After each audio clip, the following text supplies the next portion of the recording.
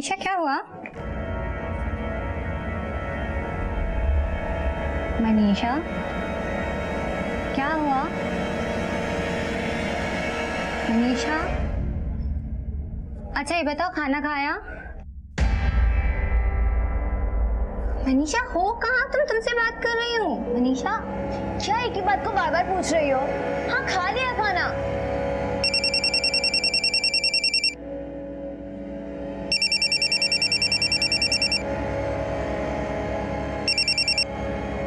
मनीषा बेटा कैसी है तू? ठीक तो है ना? और हाँ बेटा, तेरी पढ़ाई कैसी चल रही है? क्या बात है, तू बोल क्यों नहीं रही है? हाँ माँ, मैं ठीक हूँ और पढ़ाई भी अच्छी चल रही है। देखो बेटा, फाइनल ईयर की एग्जाम है, पढ़ाई ठीक से करना। सुन रही है ना मैं जो बोल रही हूँ? हाँ माँ, तुम टेंशन मत लो, मैं पूरा ध्यान दूंगी।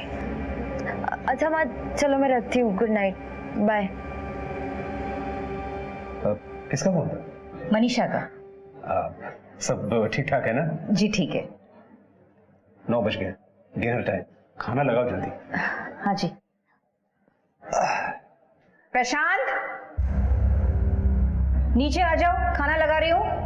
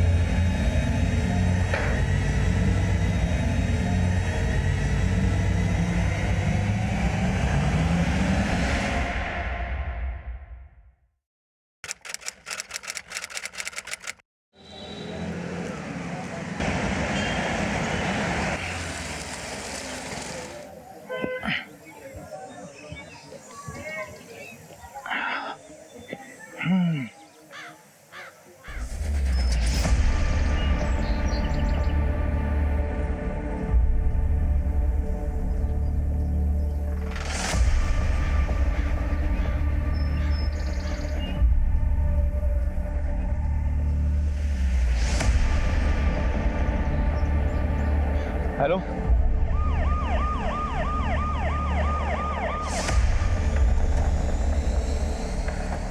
चलिए पीछे हटिए, पीछे हटिए, पीछे हटिए, जरा पीछे हटिए।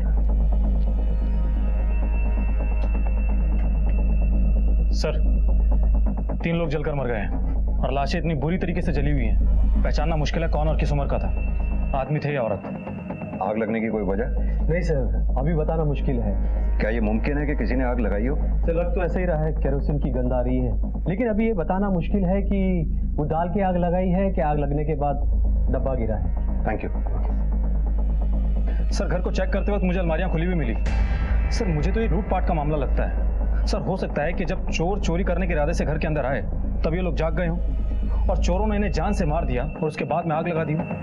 करना अभी किसी भी नतीजे पर पहुंचना जल्दबाजी होगी।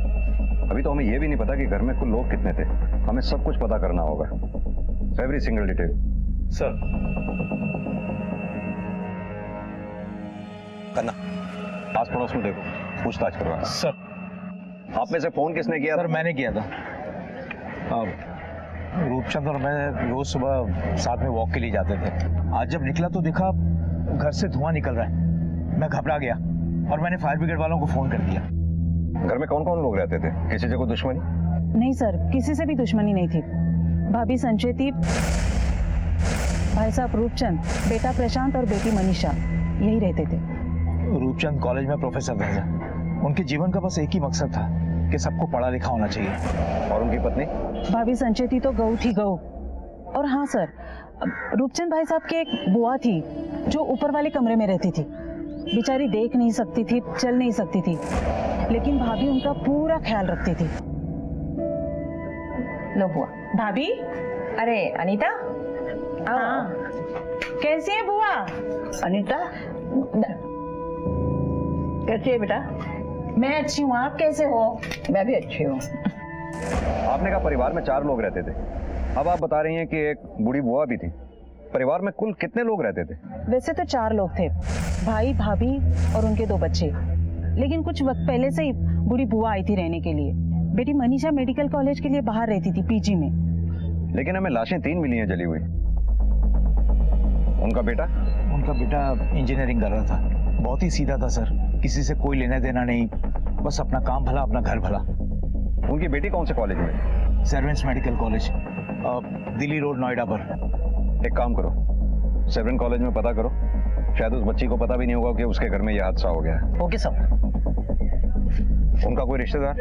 हाँ सर, उनके भाई स्वरूप चंद। घर में कोई नौकर या नौकरानी थी क्या? एक नौकरानी तो आती थी, ललिता। प्रशांत भैया पढ़ाई में बहुत ही अच्छे थे और वो मुझे ट्यूशन भी देते थे। सर पड़ोसियों का कहना है कि इस फैमिली की किसी से कोई दुश्मनी भी नहीं थी। कन्ना, अक्सर जैसा होता है वैसा दिखता नहीं है। परिवार में 3 लोगों की हत्या हुई है, मामला गंभीर है, हर कदम हमें फूंक फूंक के रखना होगा। क्या हुआ? आप कैसे लगी? आप कौन? मैं स्वरूप चंदू जी, रूपचंद जी का भाई। क्या आप कैसे लगी? देखिए, हम वही पता करने की कोशिश कर रहे हैं कि जल के मरने वाले कौन है। जल के मरने वाले? मतलब कौन कौन जल के मरा है? देखिए, 3 लाशें हमें जली हुई मिली हैं। तीन लोग?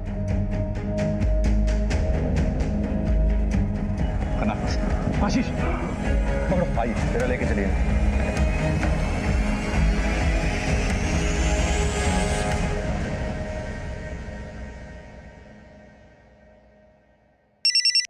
हेलो सर, मनीषा पिछले 6 दिनों से कॉलेज नहीं गई है। उसका मोबाइल भी बंद है। वो जहाँ रहती है वहाँ का एड्रेस मिल गया, मैं आपको सेंड करता हूँ। ठीक है, हम अभी पहुंचते हैं।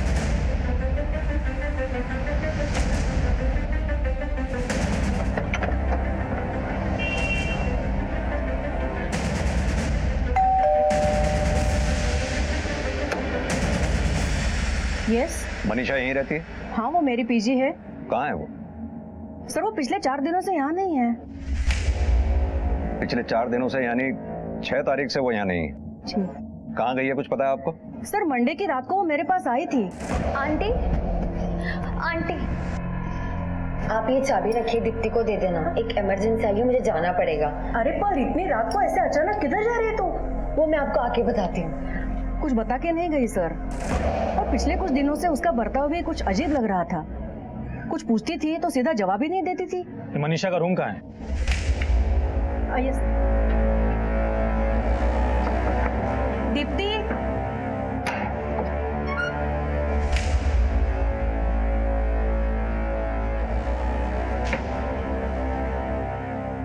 सर आखिर हुआ क्या है मनीषा को? क्यों? तुम्हारी दोस्त है, तुम्हें पता होना चाहिए। तुम्हारी मनीषा से आखिरी बार कब और क्या बात हुई थी? हाँ सर, मैं होटल से वापस आई थी खाना खा के, तो वो और उसका बॉयफ्रेंड यहाँ खड़े थे। ये तुम्हारे लिए। ये क्या है? गिफ्ट मेरे लिए? हाँ। तुम लेकर आई? हाँ। Thank you so much. Sir मुझे तो वो लड़का बिल्कुल पसंद नहीं था। मुझे समझ ही नहीं आया मनीषा जैसी लड़की को उससे प्यार कैसे हो गया। दोनों को साथ में देखती थी तो ऐसा लगता था जैसे चेप हो रहा है उसे। सिद्धार्थ रहता कहाँ पर है? सर एड्रेस तो नहीं मालूम उसका, पर हाँ फोटो है उसकी मेरे पास।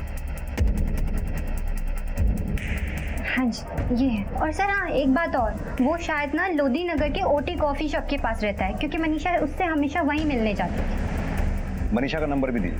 हाँ जी। कि मनीषा के नंबर से उसके फोन की लोकेशन ट्रैक करो, उसके कॉल रिकॉर्ड्स निकलवाओ, पता करो उसे फोन किसने किया था। सिद्धार्थ का भी पता करो कौन है और कहाँ रहता है। सर पुलिस के सामने सबसे बड़ी चुनौती थी ये पता करना कि मरने वाले कौन कौन थे। रूपचंद, संचेती, प्रशांत या स्वर्णलता? मनीषा कहाँ गायब हो गई? क्या मरने वालों में मनीषा भी थी? क्या जो नहीं मरा था वही कातिल था, या फिर वो भी कहीं मार दिया गया था या किसी की कैद में था? कौन मरा था कौन जिंदा था यह भी साफ नहीं हो पाया था। सर मरने वाले जो 3 लोग थे, फॉरेंसिक रिपोर्ट के मुताबिक वो सभी अधेड़ उम्र के थे, जिनमें से 2 महिलाएं थी और 1 आदमी। यानी कि रूपचंद, संचेती और स्वर्णलता। इसका मतलब जिंदा बचे हैं तो प्रशांत और मनीषा। हाँ सर, और सर सबसे चौंकाने वाली बात तो ये है कि इन सभी की मौत 6 तारीख को रात को 11 से 2 के बीच में हुई और सभी को गला रेत कर मारा गया। और सर इन तीनों को मारने के बाद 3 दिन बाद यानी कि 10 तारीख को रात को 11 से 1 के बीच में जलाया गया। यानी कि 3 दिन बाद, ठीक उसी दिन जिस दिन मनीषा अपने पीजी से ये कह के निकली थी कि उसे अर्जेंट जाना है। Yes sir. सर क्या ये मुमकिन हो सकता है कि प्रशांत और मनीषा को भी मार दिया गया हो? सर कहीं ऐसा तो नहीं है कि इस पूरी फैमिली को मिटाने की किसी ने कुछ साजिश की हो? और अगर प्रशांत और मनीषा जिंदा है तो हो सकता है उनकी जान को खतरा हो, या ये पूरा हत्याकांड मनीषा और प्रशांत नहीं रचा हो, या दोनों में से किसी एक ने। खन्ना, किसी भी कंडीशन को रूल आउट नहीं किया जा सकता। हत्या इतने घिनौने तरीके से की गई है, फिर सबूत मिटाने के लिए लाशों को जला दिया गया। प्रोफेसर के परिवार को मारने वाला उनका कोई बहुत करीबी ही हो सकता है।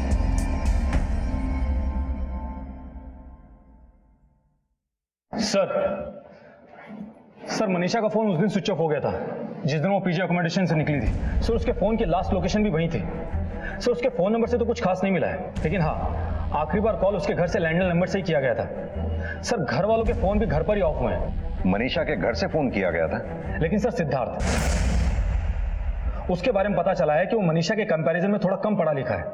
सर मनीषा उससे अट्रैक्ट तो हो गई थी, लेकिन हमेशा इस रिश्ते को लेकर परेशान ही रहती थी। और सर पिछले 4 दिनों में मनीषा की पीजी और घर के आसपास देखा गया है।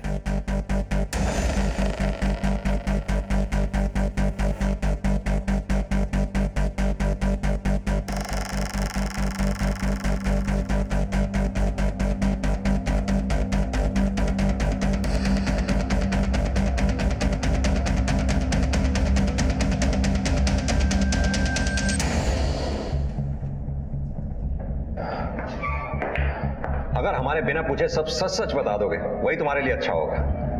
लेकिन सर मैं क्या बताऊं? आप लोग क्या जानना चाहते हैं? यही कि तुमने मनीषा के घर में आग क्यों लगाई?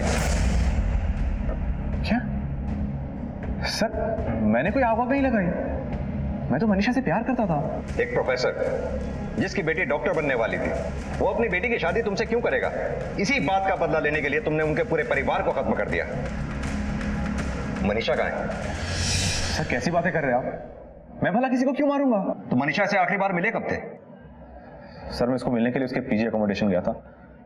उसने मुझे फोन करके बुलाया था। सिद्धार्थ मुझे थोड़ा टाइम चाहिए। Let me focus. Focus on what Manisha? मैं तुम्हें अपनी मॉम से मिलवाना चाहता हूँ। मैं बहुत परेशान हूँ, तुम मुझे अकेला छोड़ दो, जाओ यहाँ से तुम। सर मनीषा अपने दिल की सारी बातें अपने भाई प्रशांत से शेयर करती थी। भाई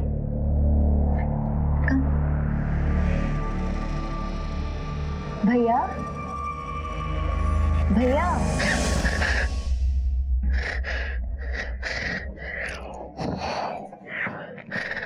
यार कितनी बार बोला है तुम्हें कि ऐसा उठाया मत करो मुझे, नहीं तो उठाते उठाते हमेशा के लिए उड़ जाऊंगा मैं। भैया ये सिद्धार्थ है, मैंने आपको बताया था ना।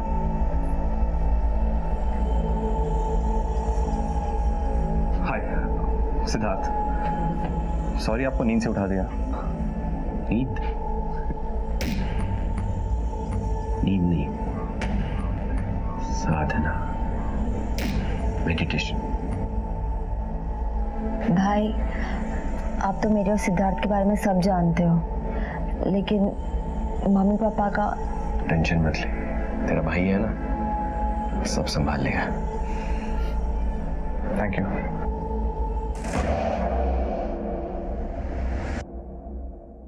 सर कहीं ऐसा तो नहीं कि बहन की मदद करने के लिए भाई ने मार दिया पूरी फैमिली को? खन्ना, इन जवाबों के लिए प्रशांत और मनीषा इन दोनों का हमारे हाथ में आना बहुत जरूरी है। दोनों के पोस्टर आसपास के पुलिस स्टेशन में सर्कुलेट करवाओ। अपने खबरियों को भी अलर्ट करो सर। और जहां तक हो सके। एक मिनट सर। हेलो, ठीक है सर। रूपचंद की जो नौकरानी है ललिता, उसके बारे में एक चौंकाने वाली बात पता चली हमारे कांस्टेबल को।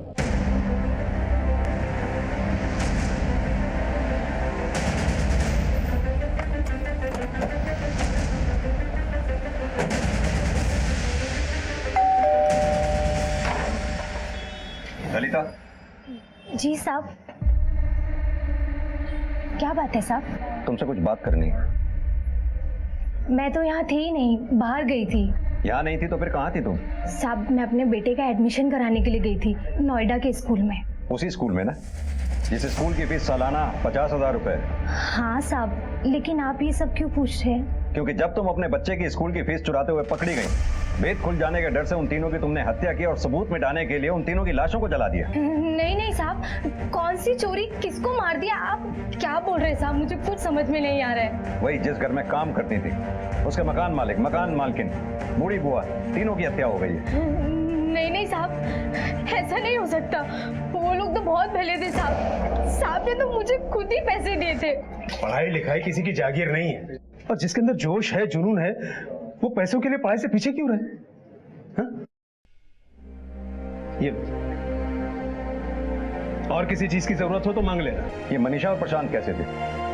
साहब मनीषा दीदी तो बाहर ही रहती थी, और प्रशांत भैया जब फॉरेन से वापस आए थे ना, तब से वो कुछ तनाव में है साहब। और ये रूपचंद, उसका किसी से झगड़ा या कोई दुश्मनी? हाँ साहब, उनके भाई के साथ उनका झगड़ा होता था। देखो, अपने पापा को समझा देना, ये गोल गोल घुमाना बंद करें। मुझे मेरे पैसे वापस चाहिए बस। एक हफ्ते के अंदर मेरा पैसा नहीं मिला तो मुझसे बुरा कोई नहीं होगा। सर, लड़ाई झगड़े जैसी कोई बात नहीं थी, बस कभी कभी कुछ कहा सुनी हो जाती थी। ये पैसों का क्या मामला है?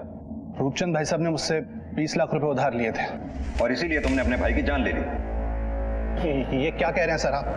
आपने देखा था ना सर कि भाई साहब की मौत की खबर सुनने के बाद मैं बेहोश हो गया था। मैं अपने भाई साहब का कत्ल कैसे कर सकता हूँ? ऐसी बहुत सी नौटंकियां देखी हैं मैंने। सीधी तरह से साफ साफ बता, क्या हुआ था उसे? सर, मैं आपको सच बता रहा हूँ, मैंने किसी को नहीं मारा। भाई साहब को वास्तव में पैसे की जरूरत थी, क्योंकि वो प्रशांत को बाहर पढ़ाई के लिए भेजना चाहते थे। लेकिन प्रशांत सब कुछ छोड़ छाड़ कर वापस आ गया था। भाई साहब रिटायर हो गए थे, मेरे पैसे तो डूब गए थे ना सर।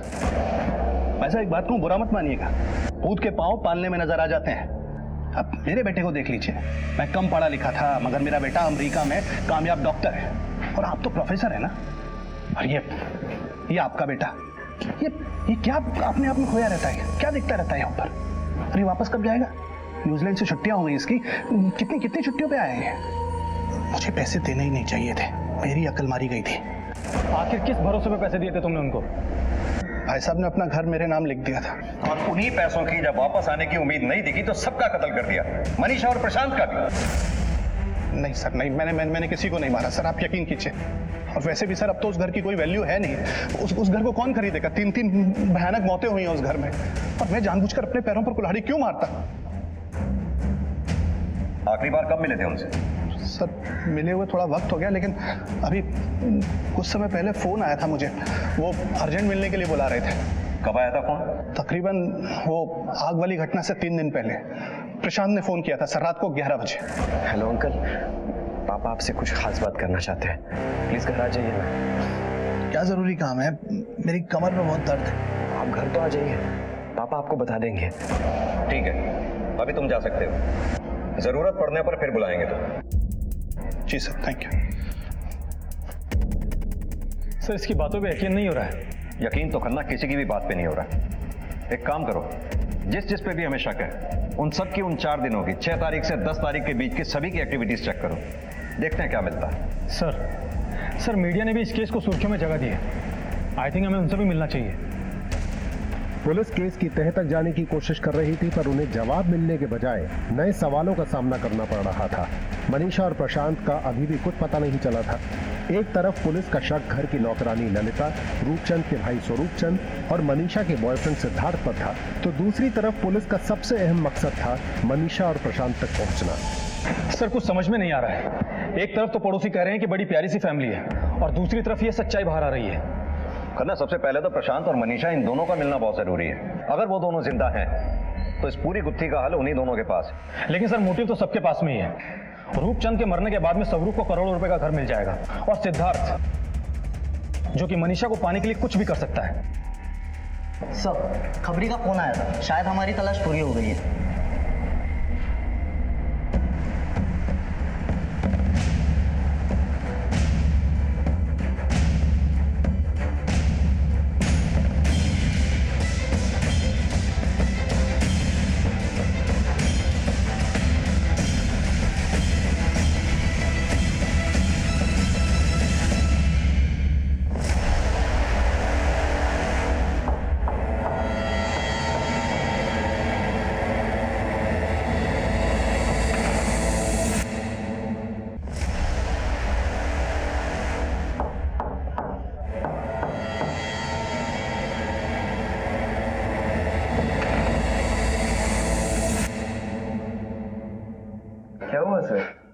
लुका छिपी खेलने का बहुत शौक है ना तुझे? हम सिखाते हैं, लेके चलो उसे। चल। कॉलर मत पकड़िए, मैं ऐसे ही आ जाता हूँ ना। लेके चल चल।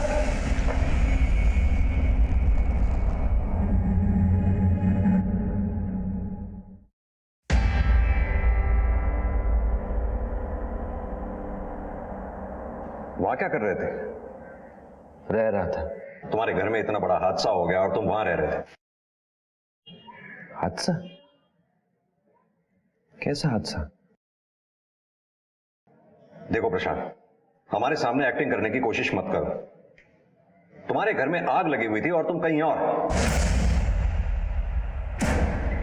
आग? मेरे घर पे आग लगी? कैसे? सर सब ठीक है ना? क्या तुम्हें नहीं पता तुम्हारे घर में आग लग गई थी? मैं जब वहां से निकला था तब सब सही था। उसके बाद मैं कैसे बता सकता हूँ? मेरे मम्मी पापा सब सही है ना? नहीं, तुम्हारे मम्मी पापा अब नहीं रहे।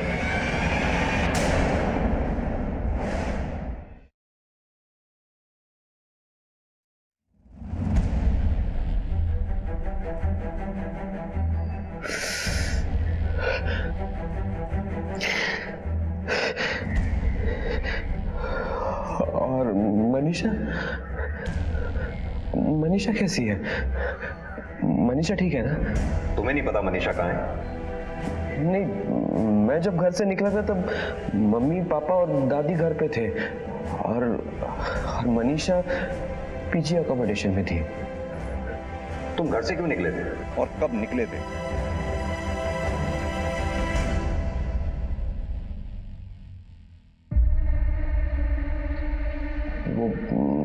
मैं थक गया था। मेरा दिल इस दुनिया की चीजों से ना बहुत उकता गया था, इसलिए मैंने सर पापा से भी बात की थी। बेटा तुम जो कुछ भी कर रहे हो सोच समझ के कर रहे हो ना? हाँ पापा, बस आपके परमिशन की जरूरत थी। मैं क्या बोलूं, मेरे कुछ समझ में नहीं आ रहा बेटा। सुनिए ना पापा, देखिए आज तक आपने जो कुछ भी चाहा वो सब मैंने किया, बस अब इस बात के लिए आपका आशीर्वाद चाहिए। देखो बेटा, मैं तो हमेशा यही चाहता था कि तुम एक बड़े इंजीनियर बनो, लेकिन मैं अपनी इच्छा तुम पर थोपूंगा नहीं। तुम्हें जो अच्छा लगता है तुम वो करो, मेरा आशीर्वाद है तुम्हारे साथ। लेकिन तुमने घर छोड़ा क्यों? मैं संन्यास लेना चाहता था। मेरे पापा चाहते थे कि मैं बहुत पढ़ाई करूं, बहुत पढ़ूं। मैंने बहुत पढ़ाई की। हाँ। उसके बाद मैं न्यूजीलैंड भी गया।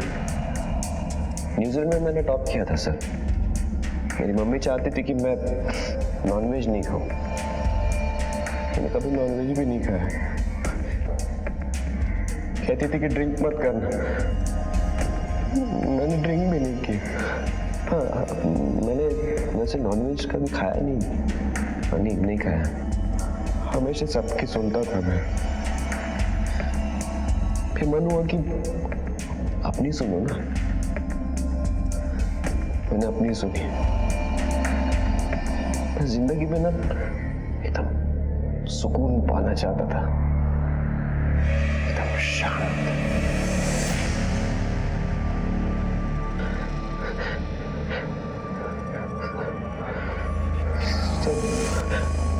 मनीषा ठीक है ना? लेकिन सर अगर मनीषा को कुछ हो जाएगा ना तो मैं सर जीते जी मर जाऊंगा।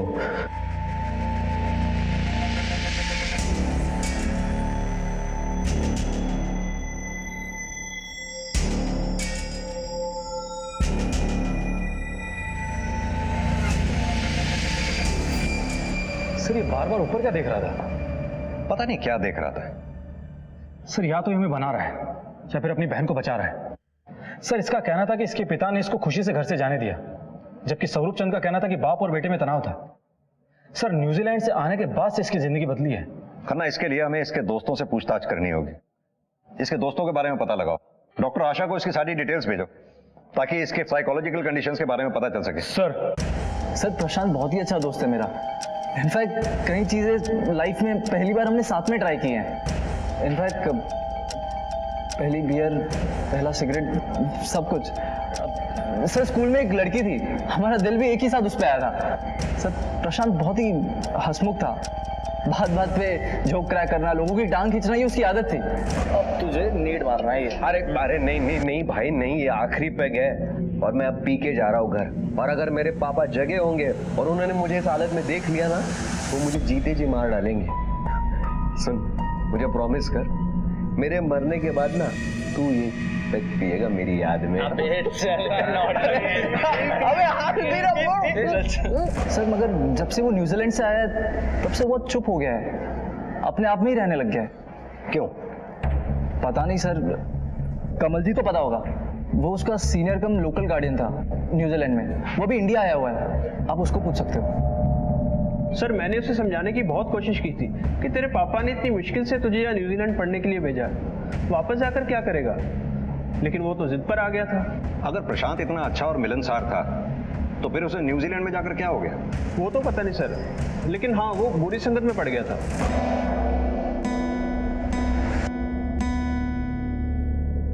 तो मैंने कहा ना आपको कि मुझे कुछ नहीं सुनना है। प्रशांत रुक तो सही, मेरी बात तो सुन। अरे क्या है, आप मुझे तुम्हारे भले के लिए बोल रहा हूँ ना मैं। इतने पैसे खर्च करके तुम्हारे पापा ने तुम्हें यहाँ पढ़ने के लिए भेजा और तुम कह रहे हो तुम्हारा मन नहीं लग रहा पढ़ाई में। हाँ, नहीं लग रहा तो फिर मैं फोन करके अभी के अभी प्रोफेसर साहब को सब बता देता हूँ। अरे कमल भाई प्लीज प्लीज, कमल भाई आप बैठो बैठो प्लीज प्लीज कमल भाई, अभी कुछ मत बोलिए उनको, ठीक है? जैसे मैं वहां पहुंच जाऊंगा ना तो मैं उनको खुद समझा दूंगा। प्लीज प्लीज प्लीज मेरी बात सुनिए। Let's go buddy, let's go please. Come. ठीक है, कम। सर उसका सारा टाइम स्टाइरिस के साथ गुजरता था। ये स्टाइरिस कौन है? लोकल न्यूजीलैंड बॉय है, मैं खुद भी उसके बारे में ज्यादा नहीं जानता।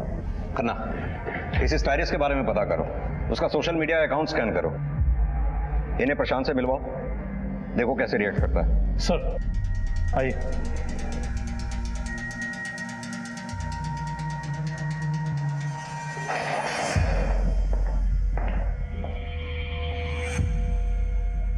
पढ़ाई में गए गुजरे थे ना तुम, न्यूजीलैंड में टॉप नहीं फेल हुए थे, है ना?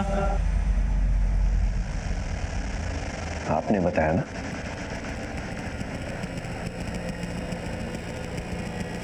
आपने बताया ना।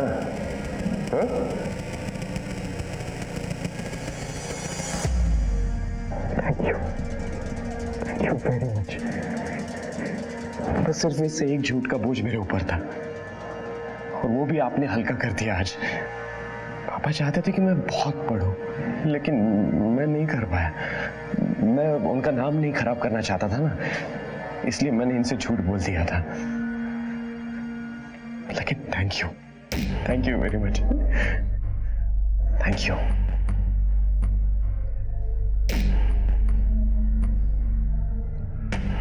सॉरी पापा, सॉरी। सर मनीषा के बारे में कुछ पता चला? अभी तक तो नहीं, लेकिन जल्दी पता लग जाएगा। आइए। सर आपको लगता है कि इसने कुछ किया होगा, या ये जो कह रहा है कि ये निर्दोष है वो सच है, या ये मनीषा को बचाने की कोशिश कर रहा है? करना, आज जिस तरह से इसके दोस्त कमलजीत से इसका सामना करवाया, इसी तरह उसके बाकी दोस्तों से भी इसका सामना करवाओ। अगर ये झूठ बोल रहा है तो ज्यादा देर तक छुपा नहीं पाएगा। और हाँ, हर मुलाकात के बाद इसकी अच्छी तरह से धुलाई करो, मनीषा की भी तलाश जारी रखो। मुझे लगता है अगर ये कत्ल मनीषा ने किए हैं तो ये अपनी बहन को बचाने की कोशिश कर रहा है। इसके हाव भाव देख के कुछ हिला हुआ सा लगता है। सर साइकोलॉजिस्ट डॉक्टर आशा आई है। आपने जो डिटेल्स भेजे थे उसे मैंने स्टडी किया और मुझे लगता है ये साइकियाट्रिक केस हो सकता है या नहीं भी।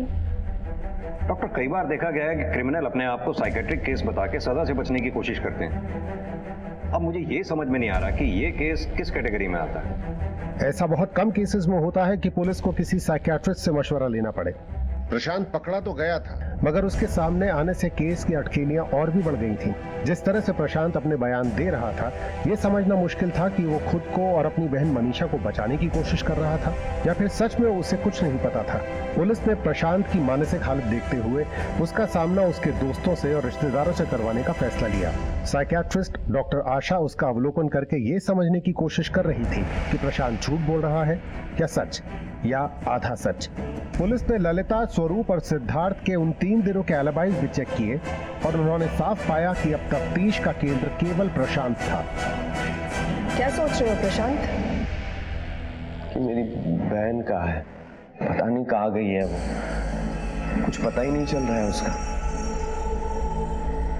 वैसे तो वो मुझसे ज्यादा स्ट्रांग है, लेकिन है तो वो लड़की ही ना।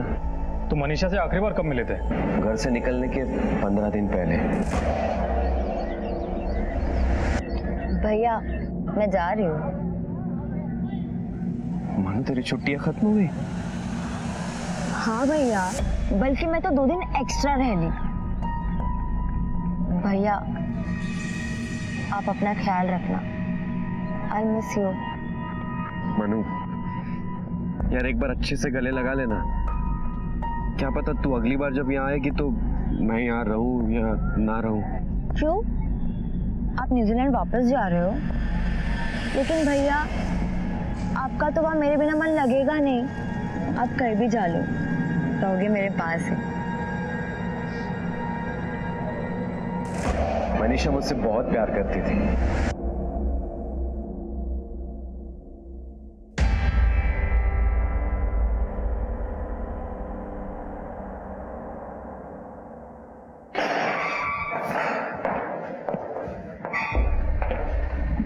चाचा जी, आपको घर चाहिए था ना? हाँ? लीजिए, आपको मिल गया घर। ऐसा नहीं है बेटा, वो घर तेरा था और तेरा ही रहेगा। नहीं नहीं नहीं, अभी मुझे घर बार नहीं चाहिए। मैं तो इस इन्वेस्टिगेशन के बाद संन्यास लेने वाला हूं। और मनीषा भी जहां कहीं होगी ठीक ही होगी, लेकिन उसको भी आपका घर नहीं चाहिए होगा। प्रशांत, हमें तुम्हारे चाचा पर भी शक है। शायद इन्होंने तुम्हारे पापा का खून किया है।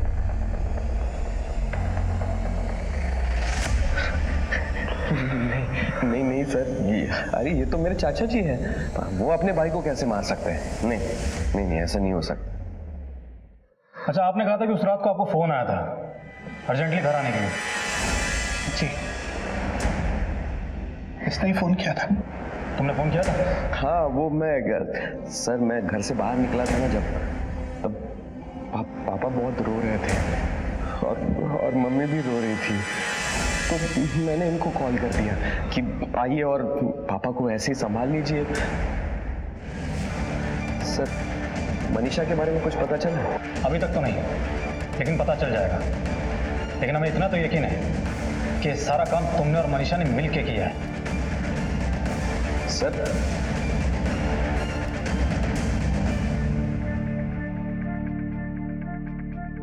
मैं मनीषा का लैपटॉप यूज कर रही थी तो मुझे ये मिला।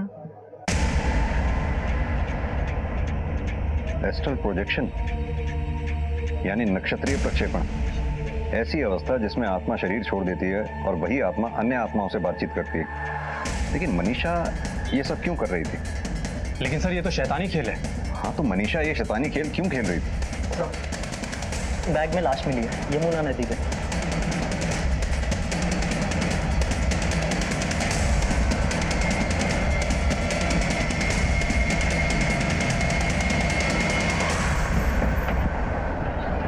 सर, वहां पर किसी इंसान के कटे हुए हाथ पड़े हुए।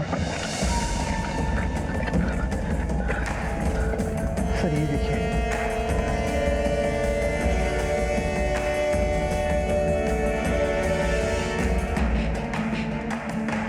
लगता है सरकटी लाश मनीषा की है, शक्ल काफी मिल रही है।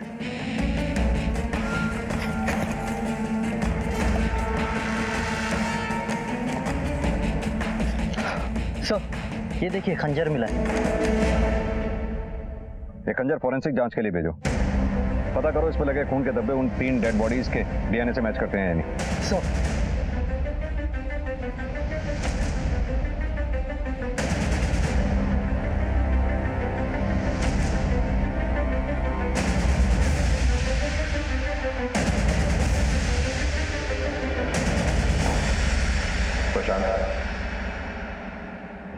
प्रशांत, प्रशांत,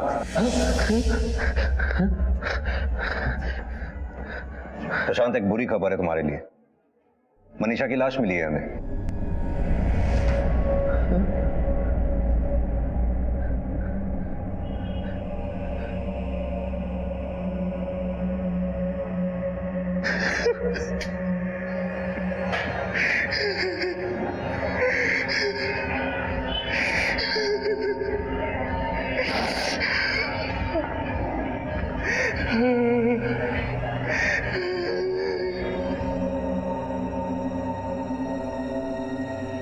मेरी स्टडी कहती है कि he is the culprit, but he is a very good actor. वैसे भी इसकी एक्टिंग अब ज्यादा देर तक चल नहीं पाएगी। सर मनीषा की postmortem report. Sir postmortem report से साफ है कि मनीषा को भी वैसे ही मारा गया था जैसे बाकी 3 लोगों को, गला रेत के। और सर उस हथियार पर घर के बाकी लोगों के खून के ट्रेसेस भी मैच हुए। और सर ये रही स्टायरस के सोशल नेटवर्किंग साइट से मिली रिपोर्ट। और सर स्टायरस ही प्रशांत का एस्ट्रल प्रोजेक्शन गाइड था। यानी कि दोनों भाई बहन ये सब कर रहे थे। एनीवेज, सबूत तो हमारे हाथ लग गए हैं। अब इस लड़के से एक बाले जुर्म कराना ही हमारे लिए सबसे बड़ी चुनौती है।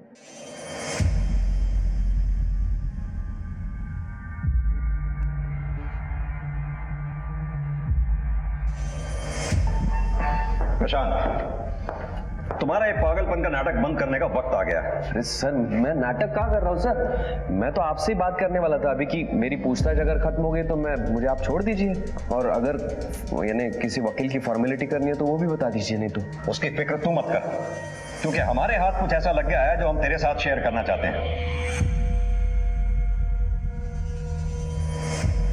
पहचानते हो उसे? प्रशांत, नाउ स्टॉप दिस। सीधी तरह से सच सच बता, ये सब कैसे किया तुमने? सर मैं कोई भी नाटक नहीं कर रहा हूँ। मैं तो अपने पापा से बात कर रहा हूँ, उनको पूछ रहा हूँ। अब बताइए ना आप, मैं क्या करूँ? हाँ, ये देखकर आपको आश्चर्य हो रहा होगा ना कि मैं इस तरह से सब कुछ क्यों कर रहा हूँ। नहीं, हमें कोई आश्चर्य नहीं हो रहा। हमें पता है तू ये पागलपन का नाटक अपनी सजा से बचने के लिए कर रहा है, और हम जानते हैं कि तू पागल नहीं है, तू एक शातिर मर्डरर है, कोल्ड ब्लडेड मर्डरर, जिसने अपने पूरे परिवार को खत्म कर दिया। अब तू सीधी तरह से ये बता किस किस को और कैसे मारा। हाँ, मैंने सबको मारा मैंने। सबसे पहले मैंने अपनी माँ को मारा, उसके बाद पापा को मारा। और दादी, उसने क्या बिगाड़ा था तेरा? उन्हें क्यों मारा? अरे सर, लेकिन मम्मी पापा के बाद उनकी देखभाल कौन करता? मम्मी के बिना वो एक कदम भी नहीं चल पाती थी, इसलिए मैं उनके पास गया। अरे आओ ना दादी। हाँ रखो। अरे हम लोग जा कहाँ रहे हैं? अरे बस यही जा रहे हैं। अरे कुछ बोलेगा तो सही, कहाँ जा रहे हैं? अरे मैं आपको बताता हूँ ना, चलिए तो पहले। चलिए इधर से। घर ले जा रहा है? हाँ नहीं, मैं बस इधर ही जाना है हमें। फिर मैंने मनीषा को यमुना नदी के पास वाले जंगल में बुलाया और फिर उसे भी मार दिया। चाचा जी को फोन करके बुलवाया था मैंने, लेकिन वो आए नहीं। अगर वो आ जाते तो मैं उनको वहीं मार देता, लेकिन यहाँ से जाने के बाद मैं उनको छोड़ूंगा नहीं। इन सबको मार के तुझे मिला क्या? क्या हासिल हुआ तुझे? मैंने उनको मारा नहीं है सर, मैंने तो उनको मोक्ष दिया है, इस दुनिया के मोह माया से दूर किया है उनको। मैं उनको मारकर उनकी आत्माओं से बात करना चाहता था, उनके शरीर से आत्मा निकलते हुए देखना चाहता था, इसलिए मैंने उनको मारा।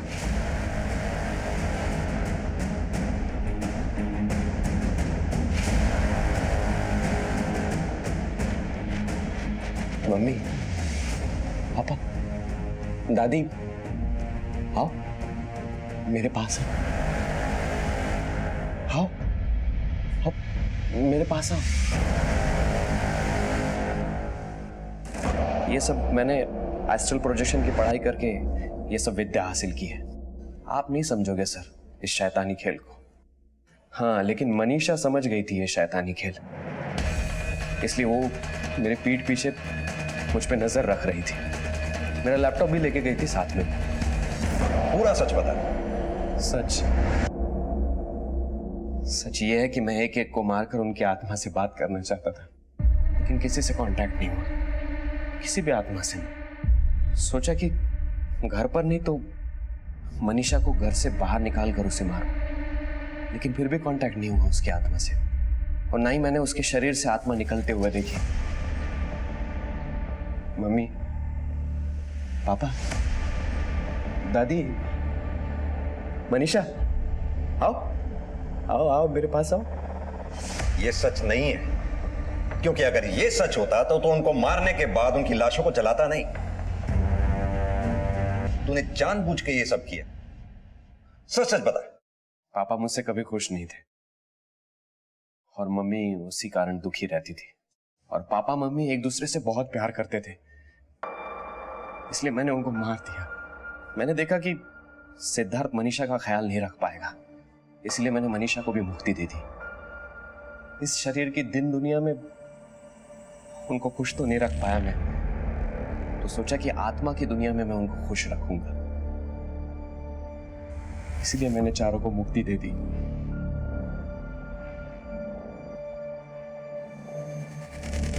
जो बेटा जीते जी अपने माँ बाप की आत्माओं को शांति नहीं दे पाया, मरने के बाद उनकी आत्माओं को क्या शांति देगा? भले ही तेरी माँ बाप की आत्मा तुझे शांत कर दे, तुझे माफ कर दे, कानून तुझे कभी माफ नहीं करेगा। ये उन पेचीदा केसों में से एक था जहां पुलिस को अपने दायरे से बाहर निकलकर यानी आउट ऑफ द बॉक्स सोचना पड़ा। अगर पुलिस प्रशांत के दिमाग तक नहीं पहुंचती और अविराम कोशिश नहीं करती तो शायद ये केस हल ही नहीं होता।